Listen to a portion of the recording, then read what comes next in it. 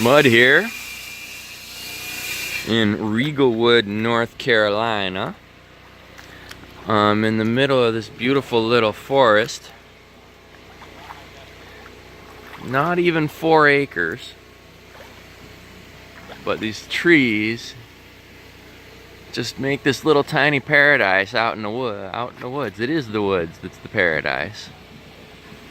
Look at these trees. The stars were out lovely last night. Deke Diedrichson is having a tiny house build here. Steve and John, father and son, have this place out here where John lives in this little tiny house. His expenses are about $30, $36 a month. He's got solar panels and a little generator. That's that loud thing over there. We're all here enjoying the weekend. It rained a lot earlier last week and still wet here. But there's still piles of snow where I live in Cleveland, so I'm just glad to be here where it's nice, where I can just be walking in the water in my bare feet. But over there, they're making a tiny house. There's a bunch of people who've come down to learn how to do this and to get excited about being able to do it. I'm wandering out in the woods here a little bit to show you, because it's awful noisy over there, so I'm just gonna talk over here. But these are these little shacks that Deke has put in his books. These little designs that people can build in a weekend. It's a little composting toilet over there with a little porch on it. There's a tree house up there we'll go see in a minute. He loves using this clear stuff so that even the tiniest houses don't feel tiny, but they keep you out of the weather.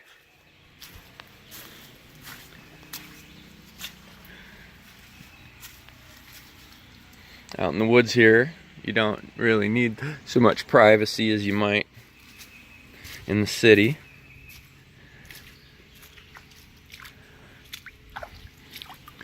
Oh, let's look over here. He's got these lovely porches because it gets real wet here and stays wet for a bit.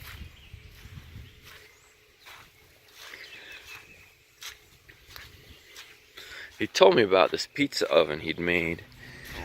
It kind of needs to be up off the ground a bit more, but it's a good start. They have their little shed out here to get out of the rain and be out in the woods. And they made this out of a 50-gallon drum.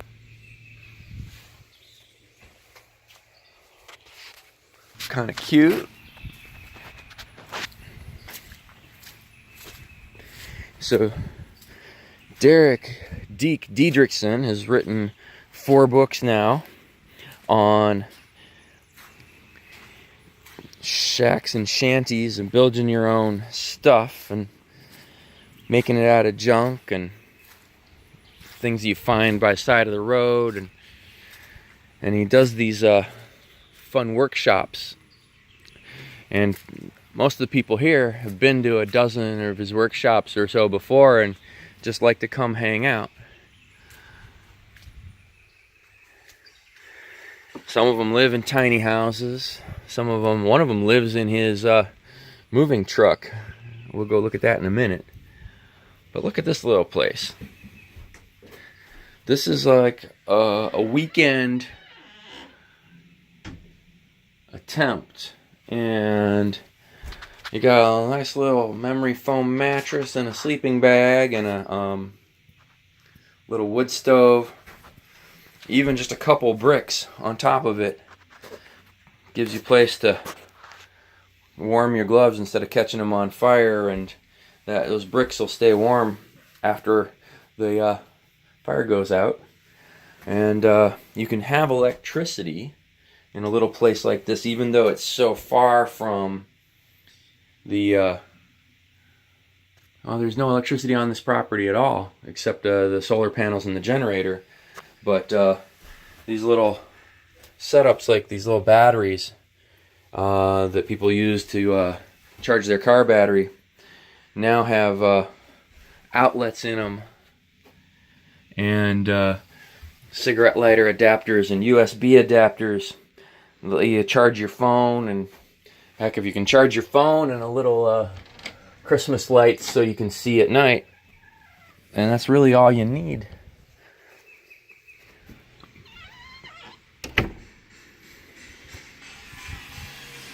Derek loves these bright colors,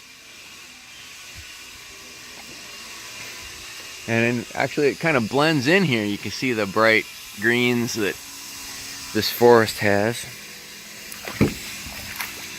We met Derek in February down in the Mother Earth News Fair in Texas, and he asked us to come out and talk to the people about Cobb, because it's really fits in nicely with this. There's so many things that you can use if you can smear a little mud between the cracks of boards that you otherwise couldn't use, and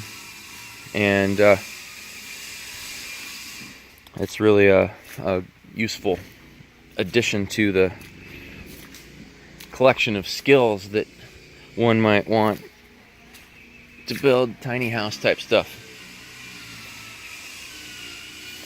This looks like a place to store wood.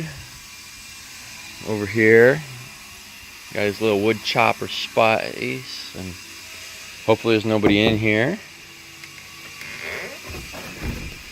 Uses these composting toilets, like the Jenkins style.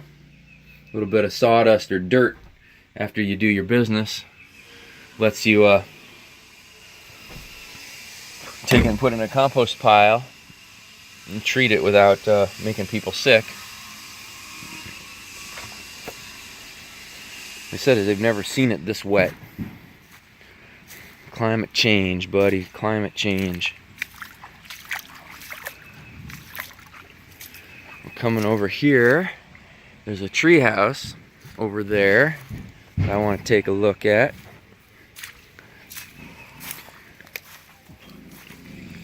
Derek loves using this that clear plastic because it's so light. Makes for easy building for tree houses, and it's certainly an inexpensive window wall. He'll still put other windows in a building just to give it some ability to have some breeze, but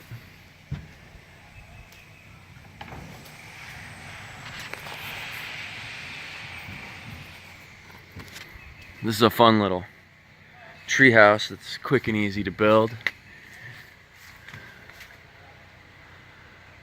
Notice the ways of connecting the beam to the side of the tree, allows the tree to sway in the breeze.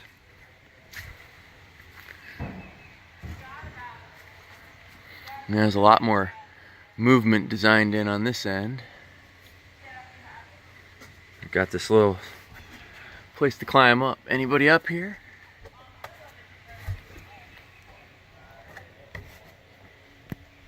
Somebody's been staying in here, so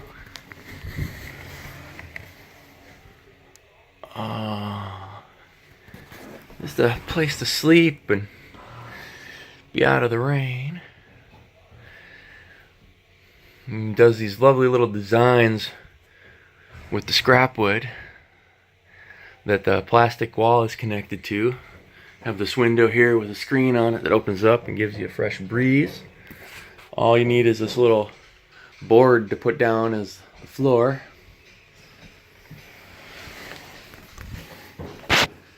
The trap door.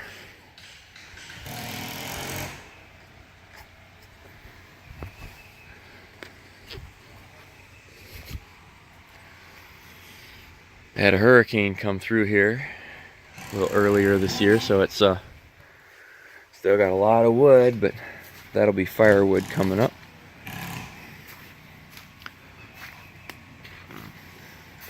See if I can figure out a way to get back over there where everything's happening. I'll try to explain it here, because as we get closer with the generator and the tools, it's going to get loud, so I won't be able to talk so much. But when they first came out here and there wasn't anything here, they built a space that's looks more like a jungle gym, and that's kind of what they wanted the neighbors to think of while they were getting used to having people here. So the little house on the deck is only 4 feet wide, but that's all they needed was a couple of bunk beds and a place to cook some dinner and a separate little outhouse. And this is the new one they're building. We'll get to that other one in a minute. So there's a bunch of sheds.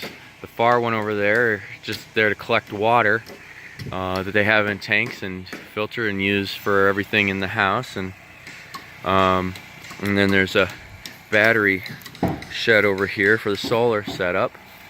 And another one of those little shacks that Derek built.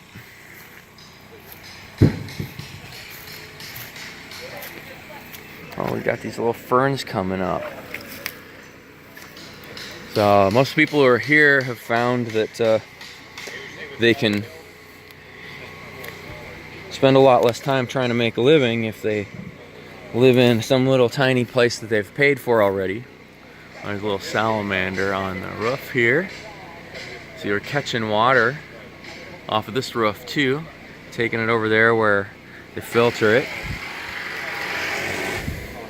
When you use something small, you can often use the remnants of somebody else's project that you can get cheap or free for siding. This is fence boards that when the season closes out at Lowe's or Home Depot, they'll sell them for 50-40 cents a piece. And you just cut those up and use those for siding if you got a small building. I'm not sure I'd want to be in this in the direct summer with the sun bursting down on it. The roof of our shed is built like this, our roof of our front porch and our carport, and we put a big shade tarp over it in the winter, and that makes a difference, but still gives us some light in the summer. There's another one of those little sleeping sheds, and you can see they're putting up another one over here. This is where Steve's dad lives.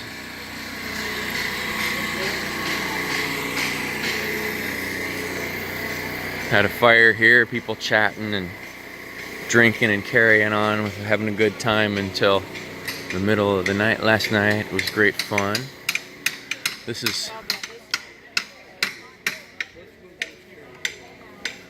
Here's another view of that shed that they're working on. This is that timber tough stuff, that the double wall rigid plastic.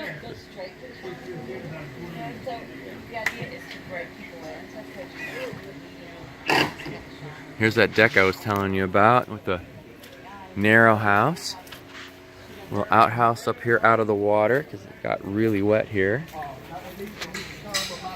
And here's the side of that lovely little, this was the first one they built here. This little tiny cottage. Really narrow, got some storage space underneath. A little fire pit up there on the deck.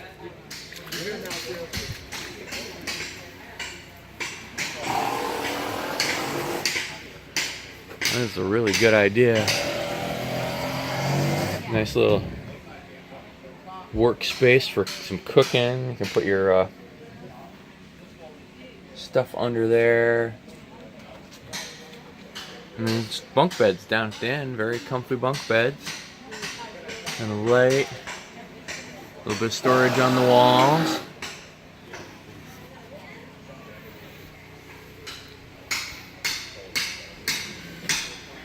Nice high deck here. TheCapableCarpenter.com is a guy named Chris who takes his whole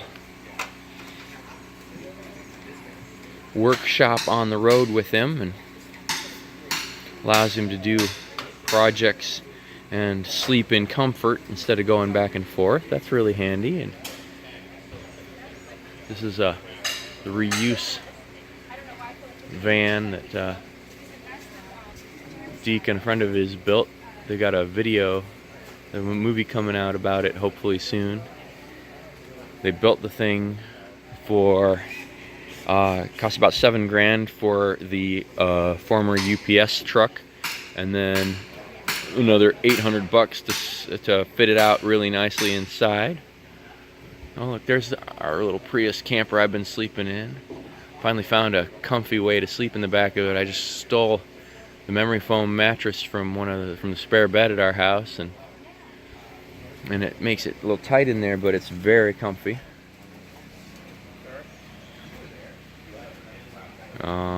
That's coming out nice. See, Deke builds tall buildings because he's a tall guy. I don't need most of that space up there, that head space, so I'll build short things. And in this climate, you really need a deck to be outside all the time. This is first weekend in April, and there's still piles of snow up in Cleveland. But this deck means he can be out and enjoying it all.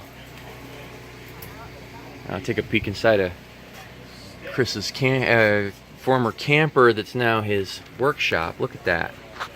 And the whole back of it opens up. Gives him a place to get out of the rain and work and get big pieces in and out and get his tools in and out.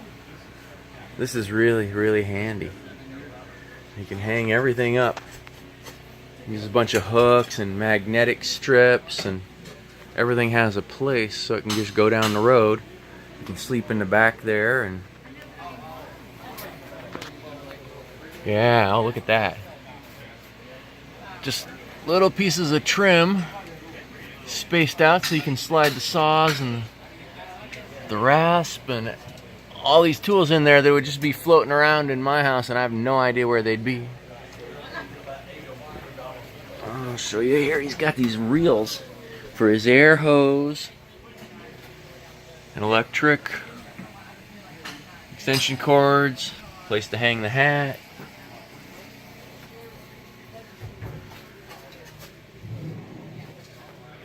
Place to sit, charge your cell phone, little heater to go with it. Take the chill off.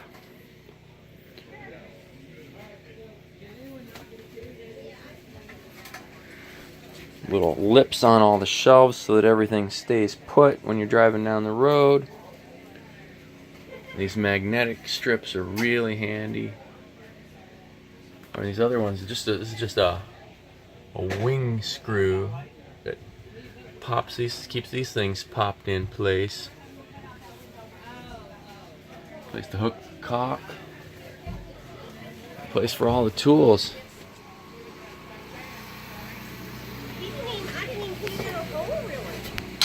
Oh look here, we're taking apart pallets. Pallets are an excellent source of materials.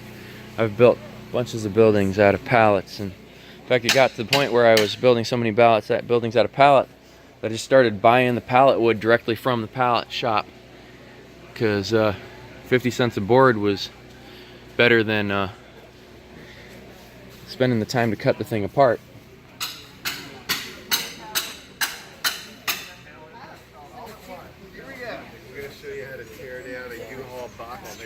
Yeah, this is cat's paw. It seems like the edge of it isn't very They're checking out different tools for pulling apart the pallets. See what works. You got $87 for one of these. There's a window that slides open and let him camp comfortably in here. Some folks who are sponsoring.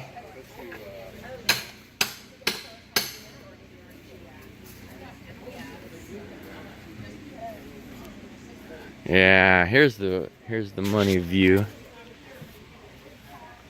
Look at that. Keep it out of the sun, maybe. Nice big window in the back and a door. Makes it all civilized inside. I'll try to put some pictures in this video from the inside that I took earlier. He asked us not to do video until his little movie comes out. But here's my little setup. I was teaching Cobb yesterday. We built a little rocket stove. We made some pizza. We stuck a pizza stone on top of a gas stove ring. Used some sand and some fire bricks and some cob over our. That's just a piece of an old grill, barbecue grill. Here we go. This is our little impromptu rocket stove cooker. This is a ceramic wool insulated homemade chimney that allows us to burn really hot and clean. There's like nothing left of that fire, just used a little bit of scrap wood. And there's the cob we brought with us to show people how to do it. And here's our little camper. You can fit 2 comfortably or 3 with a tight squeeze. And it's kind of full of our junk. And then we actually built a little extra trunk here. Thought we had this great idea, and then we found a guy on YouTube who was doing it, has been doing it for years, but give us a little extra trunk so we have more room to sleep or pile junk in there.